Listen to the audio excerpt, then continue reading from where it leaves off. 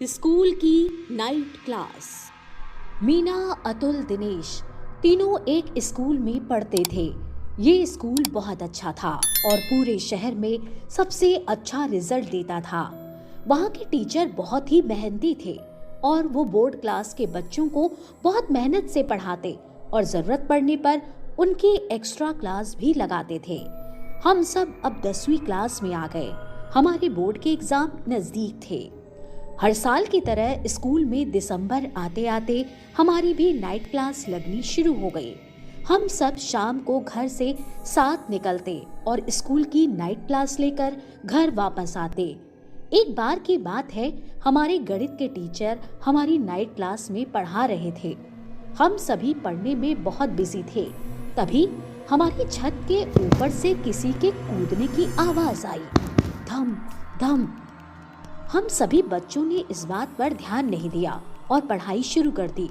फिर थोड़ी देर बाद अचानक जैसे 10-15 लोग छत पर कूद रहे हों, ऐसी आवाज आई।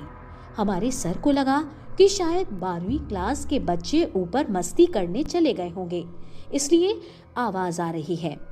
सर ने क्लास के दरवाजे के बाहर जाकर आवाज दी, बच्चों सब अपनी क्लास में चले जाओ और पढ़ाई करो।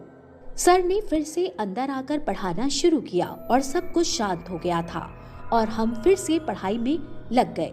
लेकिन इस बार फिर से कूदने दौड़ने की आवाज आई। अब तो सर को गुस्सा ही आ गया। उन्हें लगा कि इन बच्चों को डांटना ही पड़ेगा, तभी जाकर मानेंगे। सर गुस्से से हाथ में डंडा लेते हुए ऊपर जाने के लिए बाहर निकले, लेकिन तभी सर चिल्लाते हुए दौड़कर वापस क्लास में आ गए। उनका चेहरा एकदम लाल हो गया था, जैसे उन्होंने भूत देख लिया हो। सर कुछ नहीं बोल पा रहे थे। उनका दिल जोर जोर से धड़कने लगा और वो हांफते हुए बोले, ऊपर के दरवाजे पर तो ताला लगा है। हम सब बच्चे क्लास में बैठे हुए सहम गए। हमें उस वक्त मम्मी पापा याद आने लगे। हम सब सोचने लगे कि जब ऊपर कोई नहीं है तो कूद कौन रहा है। हमारे स्कूल की बिल्डिंग के आसपास किसी का घर भी नहीं जुड़ा हुआ था जो कोई वहां डोली डांक के आ सके। सर ने हम सबको हिम्मत बंधाई और ध्यान भटकाना शुरू किया, लेकिन बच्चे तो बच्चे हैं। हमारा दोस्त दिनेश वो बहुत डरपोक था और उसने सभी को ये बोला कि हो सकता है कि कोई भूत या डायन छत पर हो। वो सब काली रात में भटकते हैं, इसलिए हमारे गांव में लोग रात को जल्दी सो जाते हैं। अब जो बच्चे नहीं डर रहे थे उन्हें भी डर लग रहा था, लेकिन सर ने दिनेश को डांटा और बेंच पर बैठने को बोला। फिर थोड़ी देर में सब शांत हुआ और सर ने फिर से पढ़ाना शुरू कर दिया। हम सब ने भी उसे भूलने की कोशिश में पढ़ना शुरू किया। अब रात के 10 बज गए थे। तभी नीचे से कूदने की आवाज आई। क्योंकि 12वीं के बच्चों की क्लास नीचे लगती थी, तो सबको पता था कि ये 12वीं के ही बच्चे हैं जो मस्ती कर रहे हैं।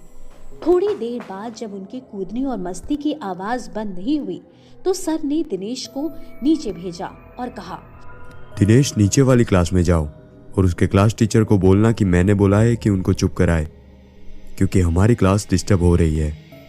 दिनेश बहुत डरपोक होने के कारण पहले तो जाने में आनाकानी कर रहा था, लेकिन सर के बोलने पर चला गया। थोड़ी ही देर में दिनेश भागता हुआ और चिल्लाता हुआ आया, सर नीचे तो कोई भी नहीं है, पूरा स्कूल खाली है। अब तो सभी बच्चों को पक्का यकीन हो गया था कि जो इतनी देर से चल रहा है वो कोई मजाक नहीं, कुछ तो अलग है जो किसी की समझ में नहीं आ रहा।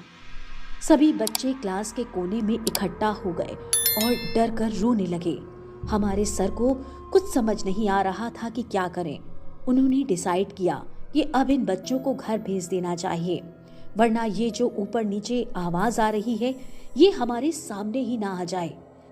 सर ने सभी को हिम्मत दी और कहा कि बच्चों अब आप घर चले जाना, लेकिन बच्चों की इतनी हिम्मत नहीं हो रही थी कि कमरे से बाहर तक निकल सके। खुद सर ही डर रहे थे। आखिरकार सर ने हिम्मत की और नीचे गए। देखा कि बाहर जाने के दरवाजे पर भी लॉक लग रहा है और कोई चौकीदार नहीं है। सर वापस क्लास में आए और बताया कि स्कूल का मेन गेट बंद है। अब सभी बच्चे अपने अपने भगवान को याद कर रहे थे। कोई हनुमान चालीसा पढ़ रहा था तो कोई कलमा पढ़ रहा था। सभी बच्चे बुरी तरीके से डर चुके थे। रात के 11 बज चुके थे। तभी हमारे कमरे का गेट खड़खड़ाने की आवाज आई। हम सभी को मानो सांप सूंघ गया हो। हम सभी का दिल जोर जोर से धड़कने लगा। ऐसे लगा कि अब तो मौत सामने है। आज ये चुड़ैल हमें नहीं छोड़ेगी। चूंकि हम पहले ही बहुत डर गए थे तो सभी को लगा कि जो ऊपर नीचे आवाज आ रही थी, कहीं वो भूत यहाँ तो नहीं आ गया। सभी बच्चे कांपने लगे, लेकिन किसी ने गेट नहीं खोला। हे भगवान, आज तो ये चुड़ैल हम सभी को मार डालेगी। मैं आज स्कूल ही क्यों आया? लेकिन दरवाजे की खड़खड़ बंद नहीं हुई। तभी सर ने हिम्मत की और दरवाजे की ओर आवाज दी। कौन हो तुम? बाहर से कोई आवाज नहीं आई, लेकिन अब भी कोई दरवाजा ठोक रहा था। फिर सर ने हिम्मत की और दरवाजा खोला तो देखा कि चौकीदार खड़ा था। इतनी देर से दरवाजा ठोक रहे हो, बोल नहीं सकते क्या? अरे मालिक, मैं तो बोल ही रहा हूँ, लेकिन आपकी अंदर से कोई आवाज ही नहीं आ रही। यदि आप थोड़ी देर और दरवाजा ना खोलते तो मैं तो घर ही चला जाता। दरअसल ये समय ही सही नहीं था। कोई भूतिया शक्ति हमें वहां रोकना चाहती थी, इसलिए आवाज दरवाजे के पार नहीं जा रही थी। लेकिन चौकीदार को देखकर हम सभी ने राहत की सांस ली और वहां से सब बच्चे और सर साथ ही निकले। सभी अपने अपने घर पहुंचे, घर वालों को सारी बात बताई और सो गए।